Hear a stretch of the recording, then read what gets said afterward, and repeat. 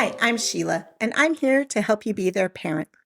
When my kids were little, it was real easy to set up play dates because we knew everybody. We knew the parents from our kids' school and church and all their activities, and they knew us. So it was super easy peasy lemon squeezy. But I know in this day and age, it is a little more challenging to find families with similar values and or parenting styles. And so if my kids were little, I know that this would be a little bit of a challenge. So I have thought through some things that I would do that if my kids were little, this is what I would do.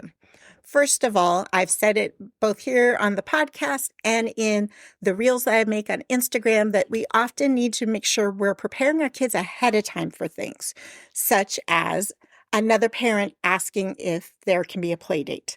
So let your child know that if that happens, that you are going to talk to them, get information from that parent, and that you're going to make sure your child knows who the other child is that we're talking about. But in that moment, your child needs to be kind and compassionate, even if it's somebody they don't want to have a play date with. And that you're just going to get information and later you guys can talk about it. So in that moment, if a parent approached me and said, "Hey, I'd like them to play," I would say, "You know what? That's great. Give me your name and number. I need to check my family calendar at home, and then I'll get back to you." That way, nothing is set right there in that moment, and it doesn't make anything awkward in the moment, right? So then at home, I would have that conversation with my child. I'd ask them, "Do you play with this child at recess? Is it somebody that you want to get to know better or, that you already know and you enjoy them?" Those kinds of questions.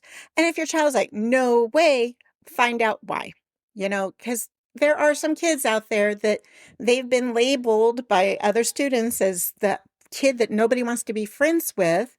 And I don't believe in forcing the issue, but at the same time, it's kind of important that we teach our kids to be compassionate to others. So I'll let you determine that for your kid, but just throwing that out there that just because your child says no, and that's the reasoning, that might be worth some more exploration.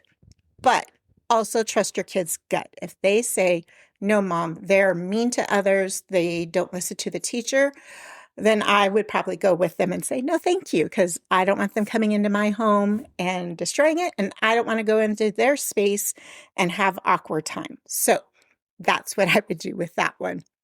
Now, if it is a no, I would just politely let the parent know it's not working out for now, or that's just not going to work out. The simpler, shorter version you can give, the better it is. I'm just one, I don't want to hurt someone's feelings, so I'll tend to just make excuse after excuse. I mean, that's not the best way, but I don't want to hurt their feelings. So that's how I would do it. You do you. Now, if it is a yes, then you're going to want to set it up in the way that works for you and your kid. If it were me and my comfort level, I would host it in my home. That way I can monitor the toys that are being played with. I would keep screens out of it and just let them be kids. I would keep them in my line of sight and just say, "This is the area where everybody is playing today." That way, this child is new to you. This parent is new to you. You want to be able to see how everybody interacts before you let kids go off and play by themselves. That's just a safety precaution. More than likely, everybody is great and they're going to have a great time. But that first initial time, I would be cautious and make sure everybody is in your line of sight. Once it does begin, have had this conversation with your kid ahead of time that there might be something that they notice that makes them feel uncomfortable, and that you guys have a safe phrase that they can say to you that then you're going to work on winding things down and excusing, make up an appointment that you forgot about and have to leave, whatever it may be, so that you can end it. So that way you are validating your kid and their gut read, but also maintaining, being kind to others, right? Now, also as the parent, you're going to want a safe phrase to say to your child, "We're done." because it might be that the kids are getting along, but maybe you're sensing something with the parent that you just need some distance from to maybe evaluate if this is something that you want to continue on with your child and their child. And then that way your kid knows, oh, mom means business. We're not just going to, I don't know why she's canceling right now in the middle. No, your child needs to know that if you say that, then they're going to help you also wind it down. And then you guys can have further conversation about it later when you're alone. Now, I am not saying all of this because I think that play dates are bad or that most of them are going to end badly. Not at all. In fact, I think the exact opposite. And I think play dates are great. But I think there's a hesitation in a lot of parents to do a play date because they don't know what to do if something turned awkward or if they all of a sudden had a vibe check like, oh, this is not working for me. They just don't know what to do in the moment. So if you can think ahead, plan these things out, have those conversations with your kids ahead of time, then you can be more confident in having a play date and letting your kid have that time with another child.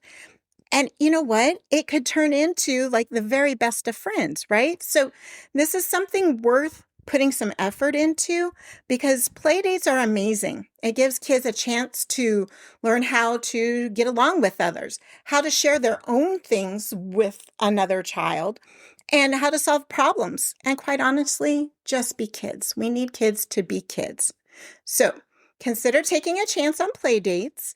Find some families to maybe trade and everybody takes a turn. Have multiple friends over at the same time instead of it just being two kids at once.